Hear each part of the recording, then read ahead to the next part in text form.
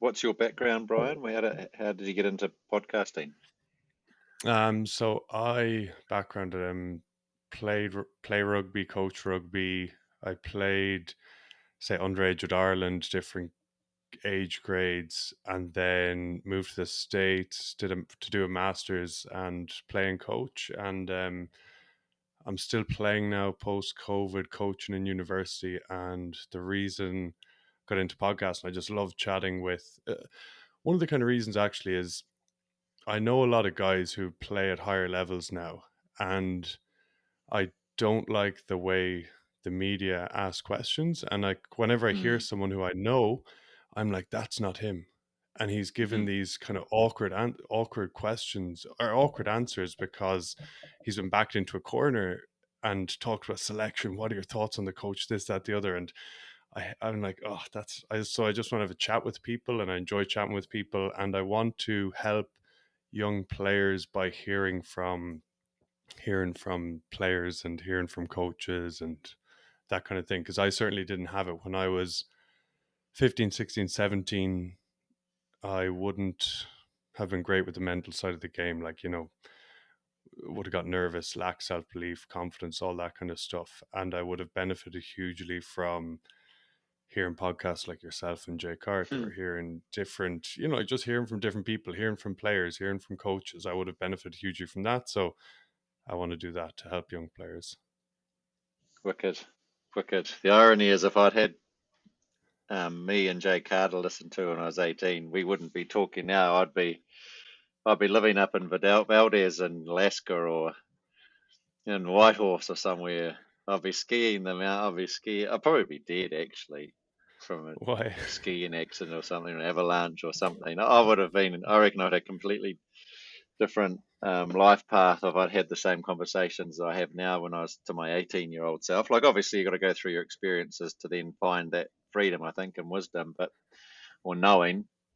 But man, I wish I'd had me to talk to when I was 18, because it would have been a completely different um, life journey, that's for sure. So, man, I love having these talks with people, because if there's people if I get one person, that's great. If I don't get any that sort of link off it, that doesn't bother me, because it makes me just buzz anyway for what I would have been like at 18 after listening to me. Yeah, yeah. And what would you say to your 18-year-old self if you had a couple minutes with them?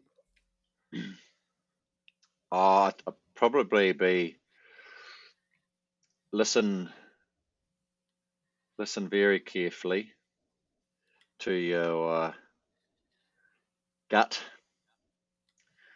Listen very carefully to your stomach region, your soul. I wouldn't have called it soul back then, because I didn't have the same, I guess, understanding of the universe as I do now. But I would have said, listen to your gut, mate, because it doesn't lie. And I listened too much to my rational brain back then, and that's what made me stuffed up, I reckon. And I've still had a wonderful life and a great life, but it's only really recently become peaceful. It hasn't been peaceful, that's for sure, but it was because I wasn't living my life. I wasn't, and that's not in a selfish sense. Um, I wasn't living my truth, really. I was living the lie, and the lie looked pretty good for people from the outside looking in. And you know the, the, I guess the history of the path looks pretty good too on the wall when you look at it that way. But it wasn't. It wasn't pure, which is sad. So my 18-year-old self would be, mate, listen to your gut. Your gut instinct's always right. Um, and that would have had me living. I would have been, I'd worked in the BC for a year when I was 23, up under the Yukon, and I still can't believe I came home, Brian. I just can't believe I got on a plane to come back to New Zealand, man. It was like unreal. Um, but I think that's the thing I'd say to myself, and that would make a massive difference. Yeah, for sure. A lot of that resonates. And what do you mean there by like living a lie and it looking good on the outside? Yeah, the lie is you're happy.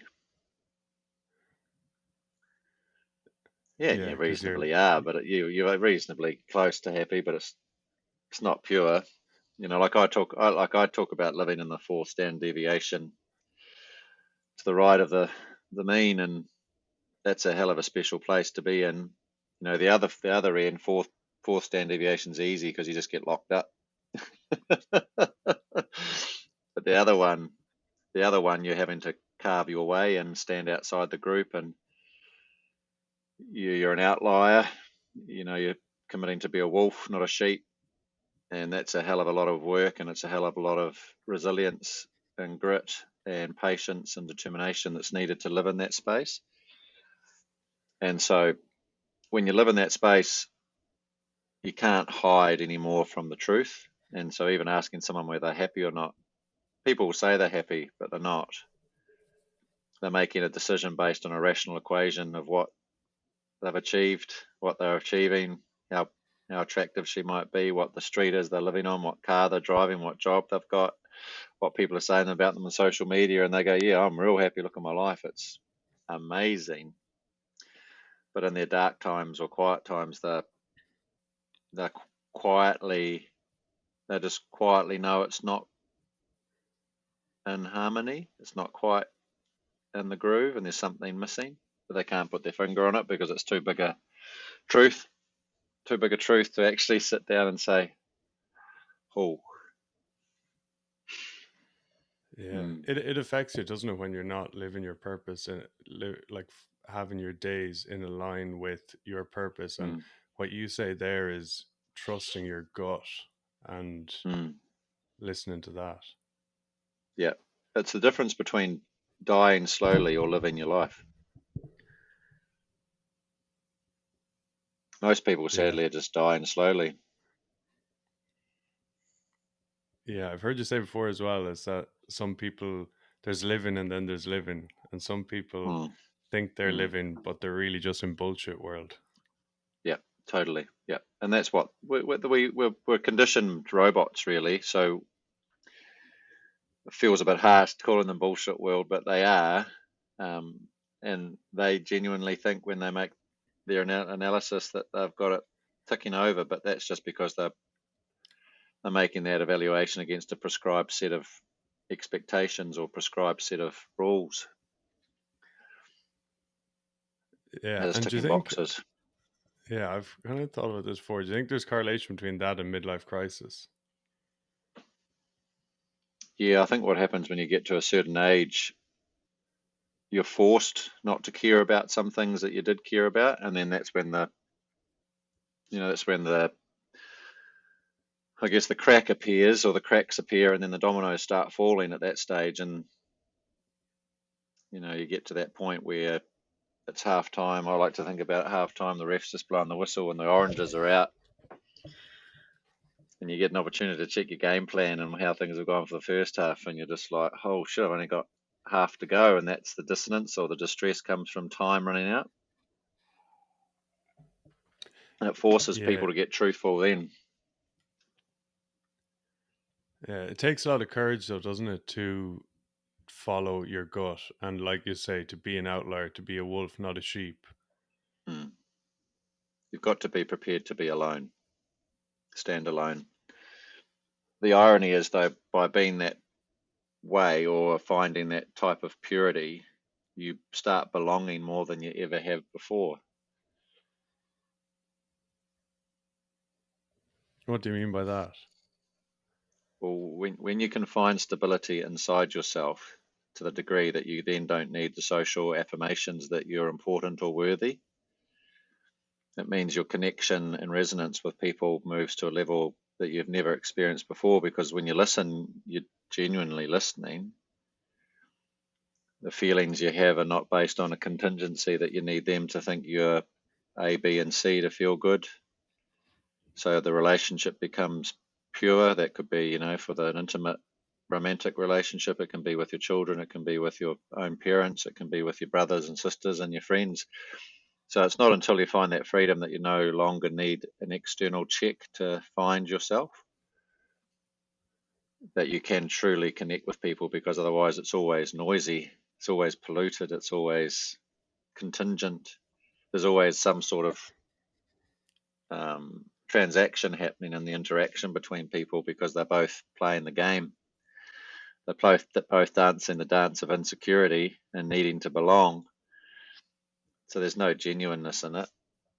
But when you have the inner space that you don't need that because you found yourself, you can then connect with the universe, by yourself watching the stars. You don't need to take a photo on your phone and put it on Instagram and say, wow, look at this, everybody. You can just go, oh, wow, that's amazing. It's like it's just different.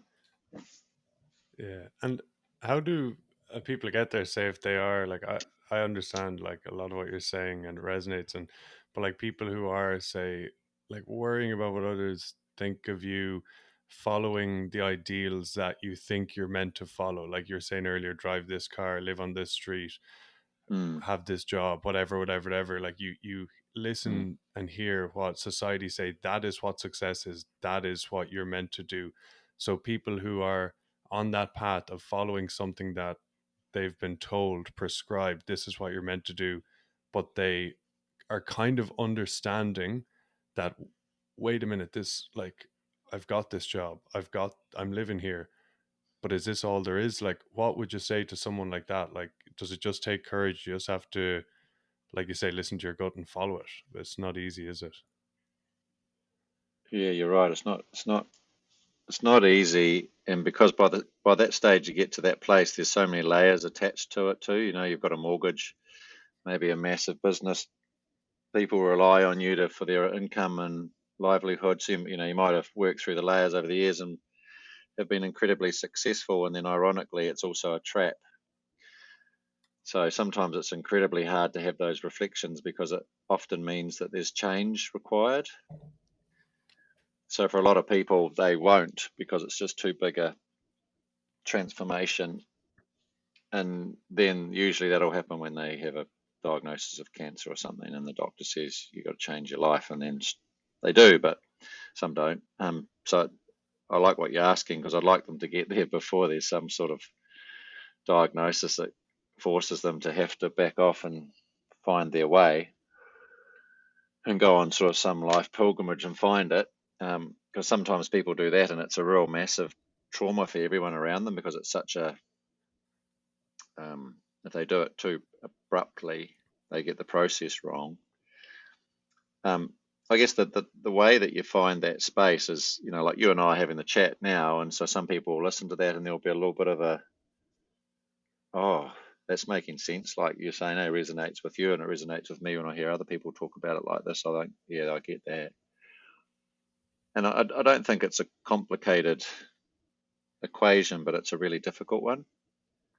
So it's recognizing that once you step into that universe and start doing that work, you can't go back Yeah. because you can't unknow what you then know. And that's the key bit is take a backpack with a bit of food in it because once you start, you're not coming home. Well, you're not coming back to where you think home is. That's how I like to think about it. It's a bit of an adventure, and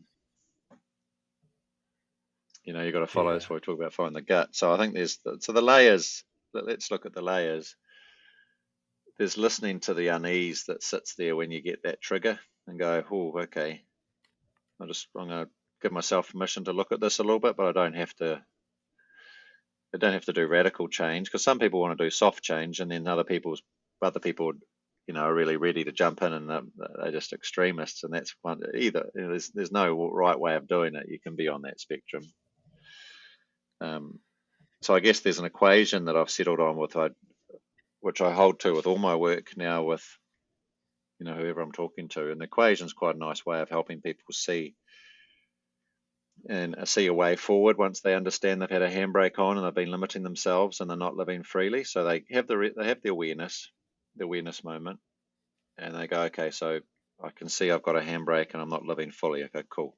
They say they want to change, so that's cool too. There's a little decision. There's a little decision, but it's a big decision that I can't carry on like this. I need to change something.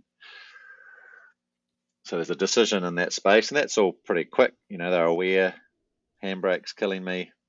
I don't want it to be like this anymore. So there's the realization and the decision. So that's the first step really, is quiet tea or a conversation with a close friend where they are in the same transformation. And then the equation that I use once that's first step, then move the second step, it's them, they go, how do I shift? Just like you asked. And I go, well, there's an equation that seems to help us, which is identity times courage equals authenticity. And the authenticity for me is, I've changed it to a Japanese word after being with them in the World Cup. And it's a samurai term from a long, long time ago. Its modern meaning's a little bit more sad. It's more related to schizophrenia and unhealth now, but in the old days it was related to a beautiful endearment in the words katsumono, K-A-S-U-M-O-N-O, katsumono. And its literal English translation is quintessential weirdo. So you can see how modern mental health dialogue has left that probably more attached to people that are psychotic and not well because they're weird. But in the old days, it referred to someone that lived purely to the way of the warrior, or the Bushido code, which was 7 values. And they were deadly with the sword. So they were the ultimate person. They were reliable, trustworthy, deeply loyal, followed through with what they said. So the integrity was next level. Their sense of sacrifice was obviously highest level. So they, as a person, they were complete. And then with the sword, they were deadly. So you had the combination. And I love that sense, because what we're talking about there is someone that's automatically the fourth standard deviation and steps out from the crowd and doesn't look like the average, which are, the corner cutters, unreliable, they're corruptible, they're immoral. That's just to the general population. If they could get away with it, they often, some of those questionnaires, if you could get away with this, would you do it? Most of them say yes. If you could get away, if you could avoid paying your tax and get away with it, would you do it? Most people go, yeah. And I'm just like, what? So yeah, that's the middle of the bell distribution curve. So that's what katsumono came from in the history. It was an endearment or a sign of respect for that person that lived that way. So you got identity times courage equals katsumono, which is identity times courage equals weirdo, but in a beautiful way. And then the extension of it, which I think really helps people, is I say to them, well, if just imagine you're walking through a graveyard and often you see people's eulogies or their last post to eternity, which is really quite nice. It's like a loving father of 4, sorely missed husband of Jan or whatever, and blah blah blah, which is nice. But every single granite has that on it, Brian. Every Yeah. stone, and I'm just like, Yeah. that's There's bullshit. You surely can't. more. Yeah, there's more. So I just think, imagine if you walk through a graveyard and you find a tombstone that's just got, whatever, so and so, birth date, death date, and it's just got fucking weirdo. and you just go straight away. You'd stop and take a minute and just reflect, like, why would someone write that on someone's last note, or why would someone want that written on their last note? And you can guarantee it's because they are like what we're talking about. They're a pretty special person, and they would have been seen as being weird because of it. And so you can see, okay, so how do we roll? Well, that equation helps us take the steps that we need, because it helps us, it changes the game, because it allows us to see that the goal is to be ourselves. And then now we've got something to work with, because you've got questions you can ask and go, well, if my goal now isn't about making $100 million, or my goal isn't about finding the perfect woman, or my goal isn't about finding the perfect job, or my goal isn't about any of those things, because they're all targets. A lot of people make their targets their goals, and that's what stuffs them. They're fine. Leave them alone as business targets or personal targets, but don't make them the goal. They'll happen by themselves with the right goals being worked on. And so I love that we bring it back to, there's only really at the core of it for me one goal, which is for you to be yourself. And now we're really starting to talk something special, because that changes the game, Brian, straight away. That when people can see my goal is to be myself, cool. I don't have to be perfect. Perfectly imperfect is being human, so that's sweet. I can relax a little bit.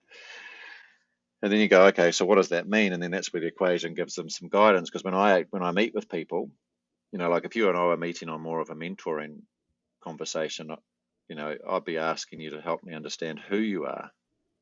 So this is now the identity side of it. And that often, when I ask people that question, the number of people that they just can't answer it. They'll say I'm a banker or I'm a Yeah. whatever it might be, but they can't actually answer the question. And then that's the start of their journey, which is to go, I don't know. And I go, okay, well, here's another question then, which is, well, where are you from? And they'll go, you know, Vancouver or whatever. And I go, yeah, I get that because that's your postcode. But where are you from? And they're like, oh man, that's a big question. And I go, yeah. Who are you and where are you from? And I reckon we can all start there, Brian, because it starts to make us. There's so many layers off that question, which automatically, once we start looking at who we are and where we're from, it pushes us into ancestry, which is the core of identity. And then that automatically pushes us to a point of insignificance because you go, oh shit. Because once you start digging, you can find out lots about yourself real quick. And all of a sudden you realize that you've got lines that quickly go back to 1100 or something. And you're like, oh, I'm actually not that important. Well, I Mm. am, but I'm not. And so if people can start to dig around in that space, you start to find stories of resilience and make you feel proud about your ancestry. And, you know, that can be your grandmother or great grandmother. It doesn't have to be miles back. You can find it just by looking at your parents and your great parents and your grandparents and great grandparents, because it's always close. And once people start to put a bit of a narrative to that, I think they really start to find the conversation changes, because up until then the conversation's always in their head. But as soon as you start asking who and where, and they start to explore it, you're moving a conversation to their chest. Now they're starting to feel the conversation. They're not starting to think the conversation, and then that's the key. Now we've got to live in the emotional world. The cognitive world's just such a trap. It's so limited. It's so prescribed. It's so indoctrinated on us. It's not. You can't have faith and trust that your mind is yours. It's just been conditioned by people who know how to Yeah. condition minds for your life, from your parents thinking they're doing a good job, then the school backs it up, and then high school rams it in. So by the time you get to 18 and 19, no wonder people are like, well, so no, trust your thinking, trust your feeling, and that's where identity takes us to a feeling space, because then we know something, then we don't think something. So I would be really interested in people looking into the history, because sometimes families have dark corners. So I appreciate some people have shitty upbringings in families too. So I always like to free them up a little bit by going, well, it's your perspective of the history that's the thing I'm after, not the history itself. So if there's shadows there, just leave them. You don't have to look at those. Just put a perspective on it that, whatever it is that makes you feel okay, to leave it there for now. And if you can, or you can find a perspective that your family has a history of um, huge courage and resilience to deal with trauma and trials and tribulations, and then grow as people, so that you can find a perspective of even the darker stuff that can help you then move on and let it go, or grow with it, grow through it. So there's a story that if people can look at their history and build the story, the irony is you never have to do a values-based exercise, because the values sit in the ancestral actions. So all of us, it's like I track my family back on my dad's side, and it's farmers all the way. Farmers, farmers, farmers, farmers, farmers. And then no shit, Sherlock, here I am at 49 and I'm most happy on the farm. Yeah. I don't have to understand that. It's just in my genetics. It's in my social genetics. It's in my actual genetics. It's where my value base sits, which is hard work, long-term planning, deep connection to the climate and the land. So you can see how the values are all there. There's a sense of justice in my history as well, which then makes me really alive at the moment with the way the governance is happening around certain parts of the world. So your value base sits in your story. Getting that clear is your first step. So people can do that, and they can start to find meaning and substance. And then for me, the second step is, okay, so that's who you are. And these can interchange. Like sometimes I'll ask people first, what do they want to get from catching up with me, which is what's the picture. But the identity times courage is the equation. So we're looking at it that way today, because the other thing off the identity is, well, then, so if that's who you are and where you're from, where are you going? And then where you're going is, well, what's the picture? What's the picture that you want to be? What's the picture your soul is whispering to you, which can be both professional and personal. So there's a couple of pictures there for me that I always want people to work on, which is how do you stay alive long so that you can contribute the most and achieve Yeah, and health is enjoy the important. most.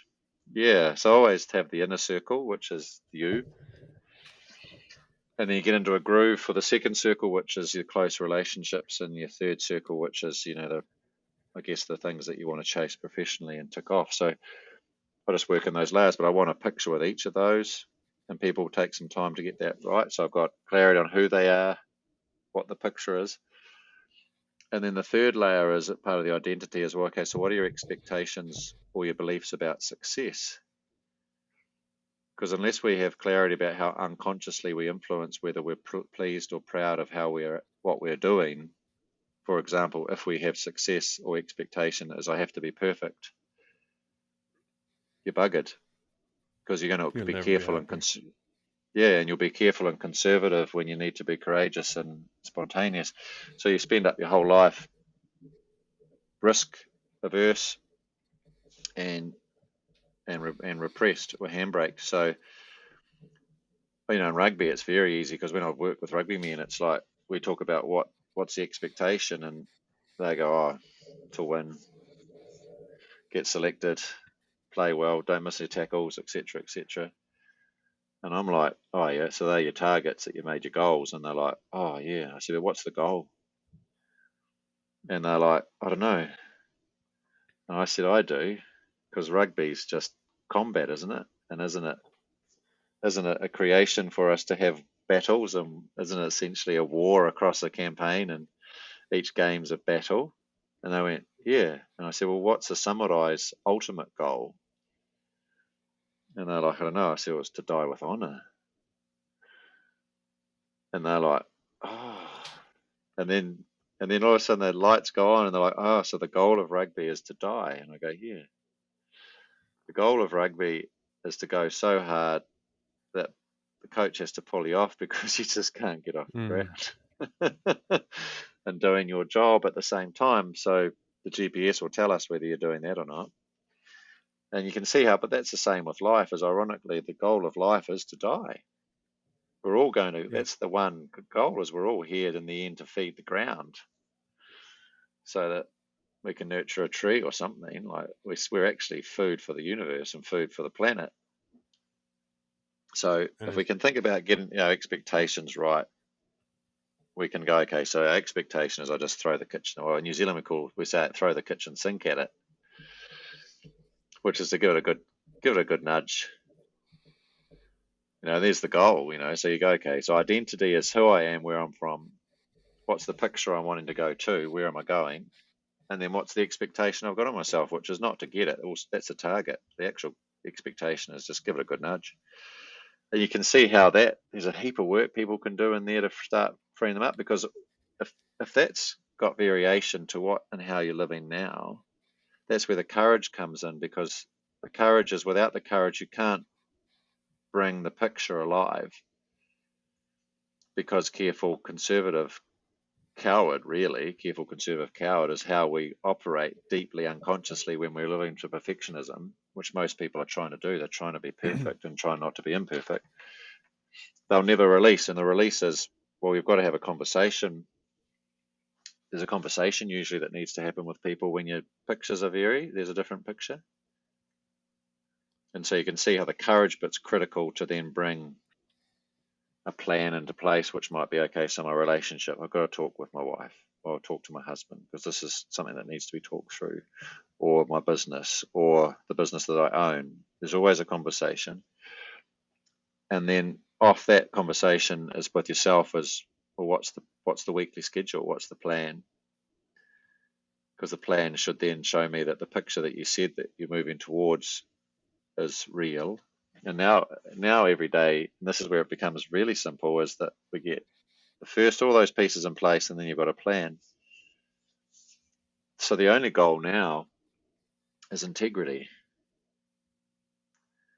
And so when I work with people, I say to them, so this is where you have to understand I'm not your friend. Because a lot of them want to be Yeah, friends. I've got enough friends. I've got two or three good friends. yeah, That's all I need. A lot of people I know. That's just nice. And so I'll say to them, my job is to show you what you said your plan was, and then I get them to sync their calendars on my calendar so I can see what they're doing. And my conversation is really a mirror.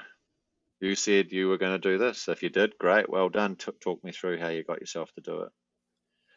If you didn't, talk me through how you got yourself not to do it. So then, on a one-on-one basis, you can be your own mirror because you've said these are the things that you're going to do. So you can see identity times courage equals weirdo, because once you start living that truthfully or that purely, there's not many people, Brian, that actually do.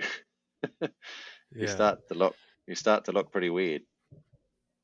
yeah. There's like you said, there is brilliant, and something that kind of resonated with me a lot in a sporting sense when you talk there about careful and conservative, and being risk averse. So how you're not really doing anything because like in you say like in life Mm, you got to live life so fully while you're here and throw the kitchen sink in mm, it. We say that in Ireland as well.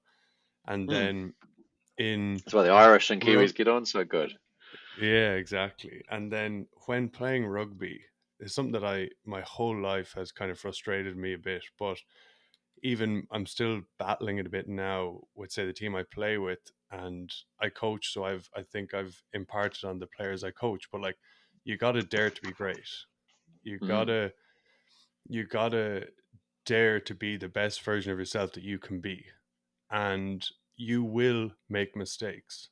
You watch any match, you will make mistakes. I was chatting to last week or the week before, I missed a game. I think I got COVID. I was a bit sick, and I was chatting to a young lad who was playing on our team, and I just said to him, "This is the Tuesday after," and I said, "How's the game at the weekend? How'd you get on?" And he goes, "Oh, I didn't make any mistakes, mm, but I didn't really do much." And I was just like, "Oh, yeah, yeah, whatever." I was just like, "Yeah, exactly." And there's this thing of don't make a mistake. Lads, don't make it. Come on, stop making mistakes. Oh, told you shouldn't have tried that offload. Whenever the outcome isn't success, and I had this as a kid growing up with coaches, like I would try an offload, I would try a kick, I would try whatever. I could do four of them, they'll work. The fifth one doesn't work. Hey, come on, you shouldn't have done that one. Oh, but you had no issue with the three that worked, but the one that doesn't work, and it's even 2 weeks ago while playing, it's the same thing. It's like I did five things that were not in a script that worked. One of them didn't work, and one of the senior players, who's kind of a player coach, said to me, "Ah, come on, there's a time and place." mm. And I'm like, you had no issue with the other five.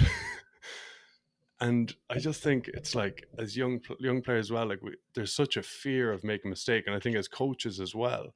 But then the more I learn and read from top coaches, and I don't know, go on webinars and whatever over COVID, you just learn that failure is so important, and that's what the coaches I don't have that much experience of it, but you have a lot of experience of these environments at the top level of room for failure, room for making mistakes, and then I think it's maybe even more so in the Kiwis. Like you've worked with the Chiefs and other New Zealand teams, but I feel that they have less of a constraint to fit in. They're willing to try things. They're willing to try more things, and less afraid of making mistakes. Like how was the environment in the Chiefs, or say now in Japan? Mm. It's a great reflection because it is the key or the golden road is that you can get to a point where the leaders genuinely living rather than dying slowly, which is don't make mistakes, stay to the game plan um, in the wrong way. So definitely I guess the key, my hesitation is that even the great coaches I still think aren't as free as I'd like them to be. And I still believe that there is so much room that we can flow, which is to learn through success and learn through magic and really magnify. Your example of 4 examples where it worked and one it didn't. I still see really good coaches will pull out the one that didn't to try and help them learn, and they'll still comment on it. And they might be not as extreme of learning through error, but I still feel that the predominant model, even across really good coaches, is error sensitive. You watch them in the box, and an error happens, and Yeah. things like that. So, they are good. I'd like them to be more extreme with regards to how they coach and learn through success and brilliance of I guess the brilliance for me of spirit and taking a gamble and throwing caution to the wind. But they're all still scared of losing because they want to win the championship. They want to get their job back. So even unconsciously, they don't realize it. Unconsciously, they're still driven by things that we are talking about before. There's not many coaches I've met that are, there's probably only 1 or 2 really that are quite happy to lose their job. Yeah. Most of them want to keep their job. And as soon as they want to keep their job, they are automatically moving down the line of coaching error and not being free, because there's the careful and conservative, and they don't, they're not wanting to do that, but especially if they lose 2 or 3 games in a row, then they'll really start to see that shift.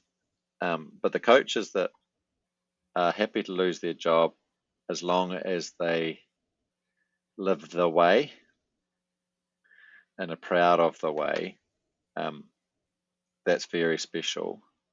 And I remember John Wooden talking, and he was asked what's his favourite memory as a coach. Well, I think he was like 95 or 96 or something when they interviewed him, asked him that, and he said, "Oh, the year that we lost 13 and won 14," and people were thinking, "Oh, surely it was winning. What did he win? 10 university national championships or something?" Mm. It wasn't his best memory. His best memory was a team of men that were punching above their weight. Their work ethic was unreal, and their commitment to learning, he believed, was through the roof, and that's why he felt that team shouldn't have probably won any games. And so it's a very special thing to find a coach that is purely focused on learning through success and deeply developmental. Most want to be there and they do their best to be there, but again, it depends on how secure their inner world is and how happy they would be not to be employed. And sadly, that's like most people in the world too. They get caught in that trap that they desperately want their job and need their job for a mortgage and a way of life, and so they compromise, and that automatically leads them to trying to avoid things going wrong, worrying about stuff happening, going badly. And so I have lots of examples of coaches who live their way, yet it's understanding that I still don't think it's the dominant way. The magic of a coach that can come in the start of a review session, and hopefully if it's in the framework that I wanted in, he's not going to say much anyway, because he should have units who are doing the review. He shouldn't be up the front, because that's not how it works on the field. They have to review in the moment on the field, so they should be reviewing, and they should be setting up ways to help people learn how to do that and then get stuck into it.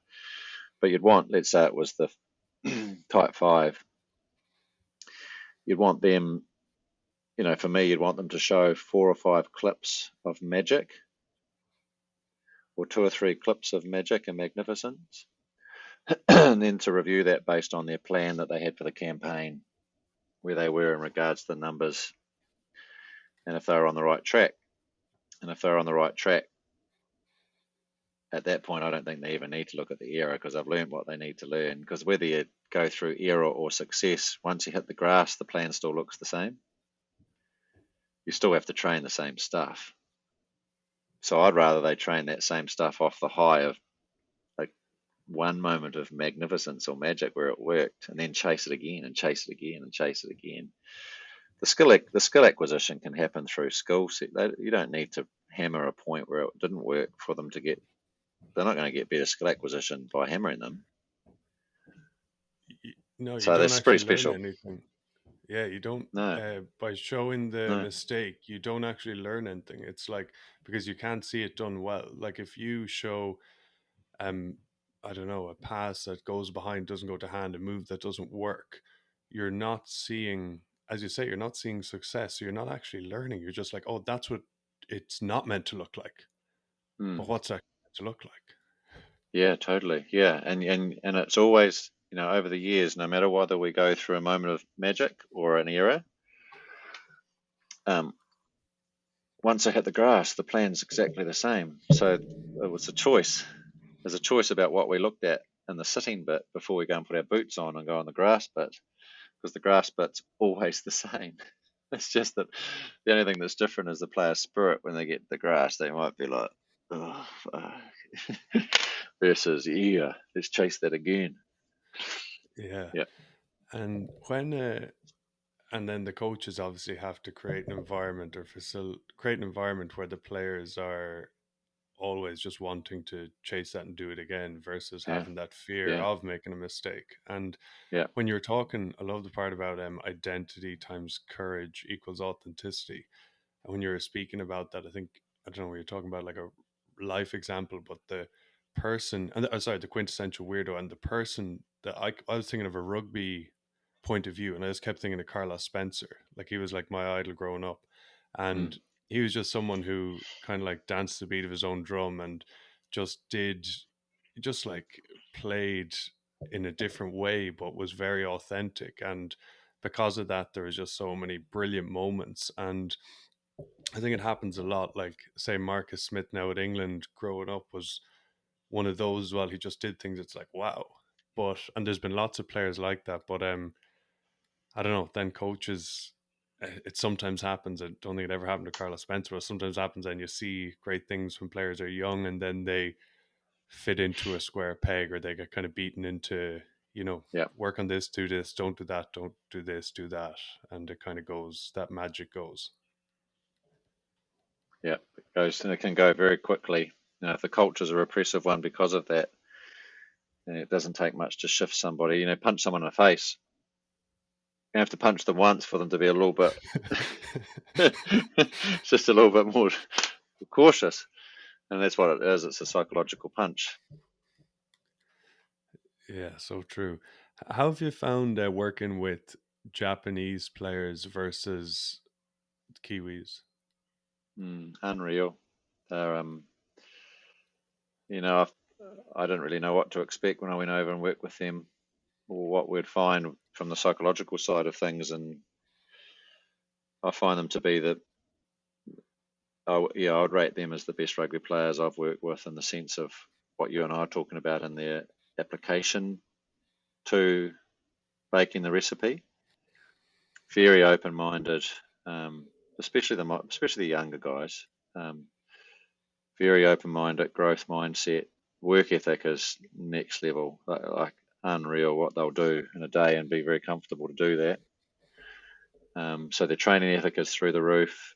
Their commitment to detail is beyond compare. As a coach going to Japan, you're just stepping into I guess the ingredients that you always look for in New Zealand.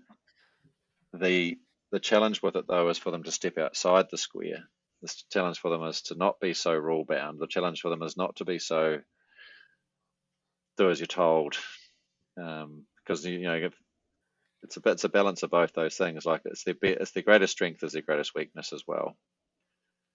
But I'd rather be working with their strengths because in New Zealand, New Zealand's way too relaxed. Rugby's just, it's a professional amateur sport. You look at the way that New Zealand, not this is a generalisation because within rugby there's some great exceptions, but in general, your individual Olympic athletes kick New Zealand's rugby's ass with regards to attention to detail, work ethic, um, driving their own skill development, driving their own campaign and programs.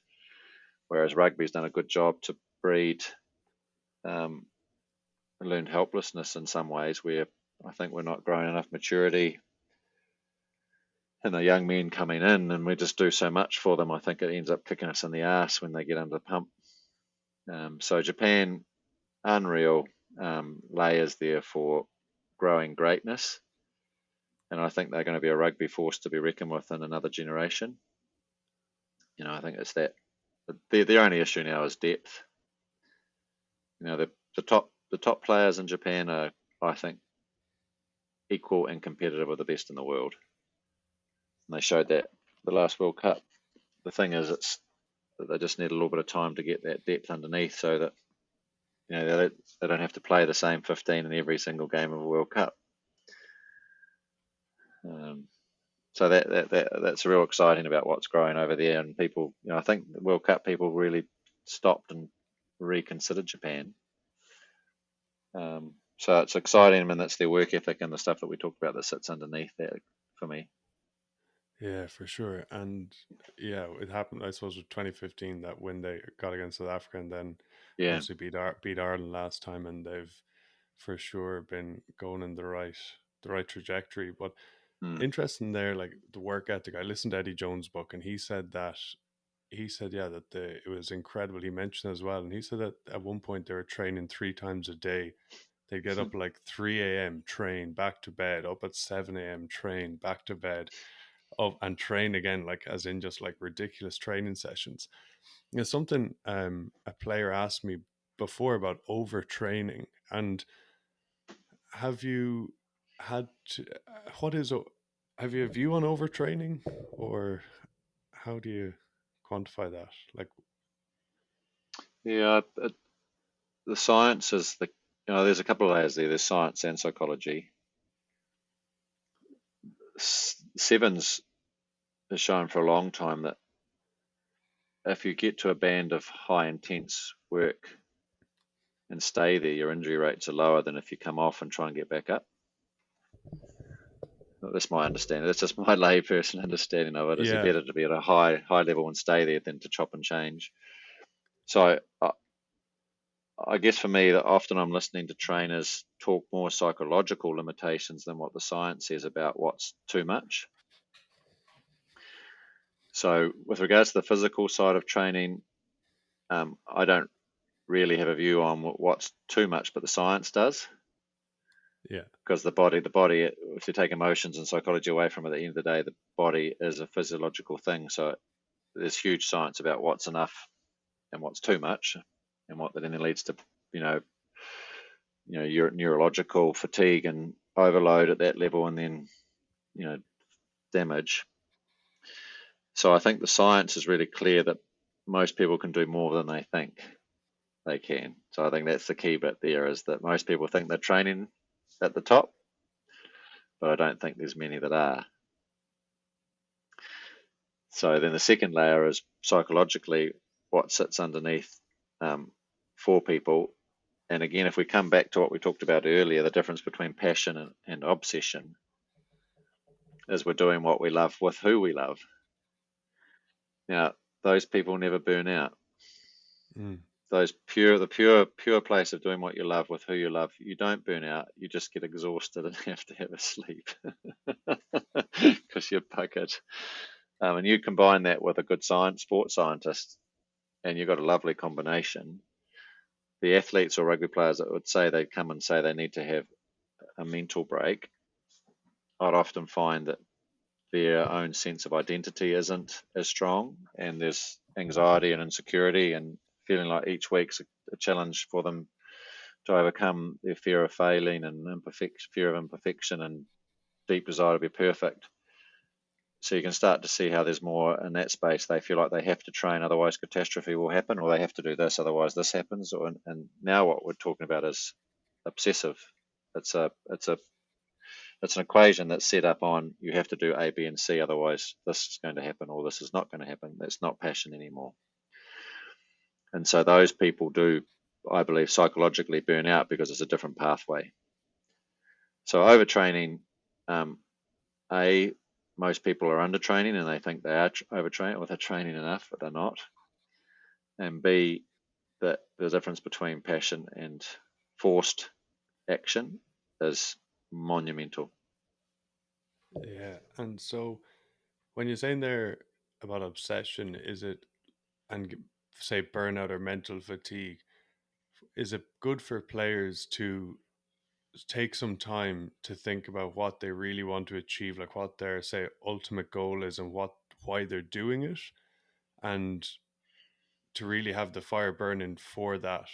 Because like I've heard McGregor before he had the downfall was just saying like I'm obsessed. And he once again was training so much. And I've heard Arnold Schwarzenegger talk about, he's like, I was training 5 hours a day every day because I saw myself as Mr. Olympia. I wanted it so bad. And Muhammad Ali, I've heard, once again, the same thing. Mm, It's like, mm, just I was doing mm, 2,000 sit-ups and da da da, and they just want it so bad. And they kind of say what you're saying is they have that obsession.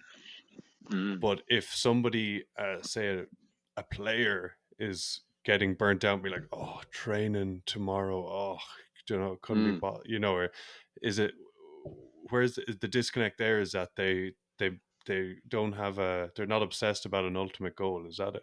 Kind of. Probably for me that what they're missing is a deep love for what they're doing. They're doing it to get something. And there is a real difference in someone that just absolutely lives and loves rugby or whatever the sport or whatever the thing. They they just don't stop. They're thinking about it, they're writing about it. Um, but that person too, if they're also what you and I talked about before, which they found in a piece, for example, a goal kicking session, they don't kick 300 balls so they reassure themselves they're ready for the game. Mm. They'll kick a variety of balls and love trying to shape the ball and kick from outrageous places just for the game, for the fun of it, and have a couple of coffees on it. Um, but also have the sessions during the week with the kicking coach to know that they're technically growing over time and they're getting it to the place it needs to be up, 85, 90% accuracy based on tests. So you can see how automatically there's a whole balance in that space.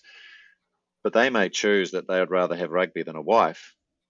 So that's sweet. Man. If they love rugby more than that, then don't get married.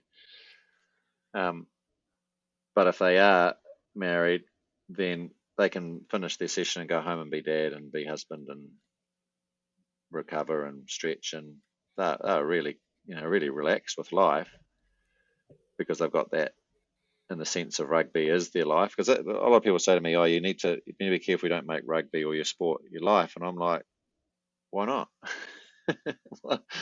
If you love it that much, what's wrong with saying that you love it like almost more than life?"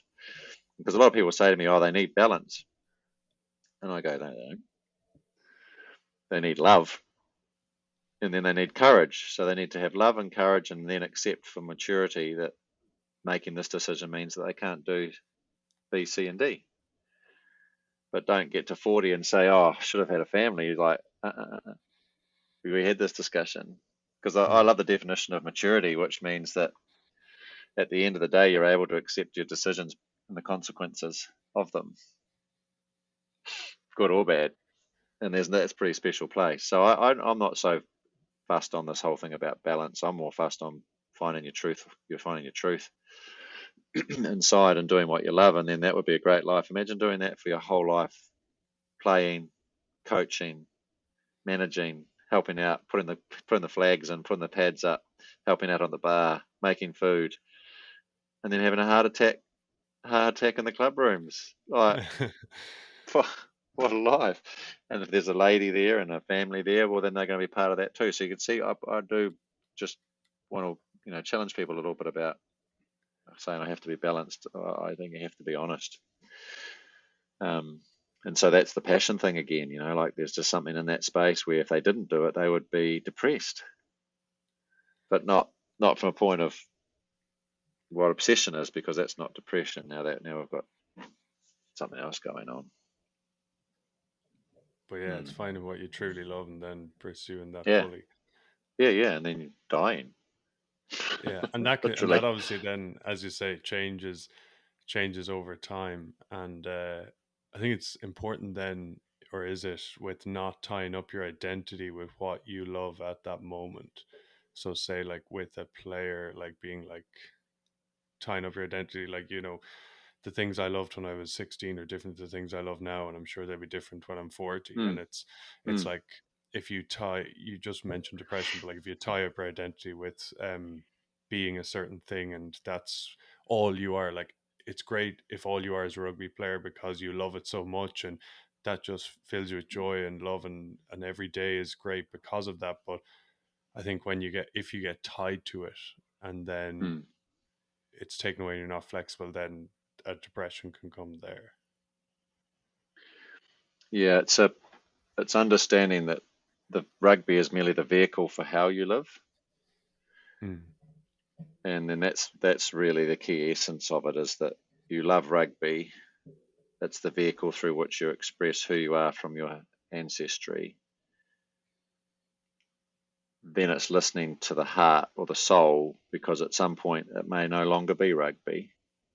It may be lawn bowls, Mm. or it may be knitting, or it may be fishing, or it may be business, whatever it is. But each thing that we do is merely the vehicle through which we live the spirit of our ancestry and identity, which is integrity.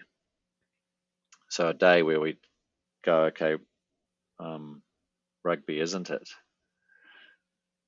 It doesn't actually matter, because what is it is the spirit that sits underneath what we're doing. And usually people, I find that people will shift. If people shift dramatically from things, it's telling me that it's filling a hole for them, and they're busy trying to find the thing.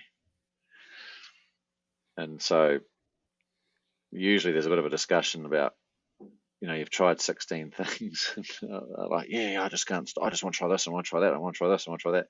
That might be the case.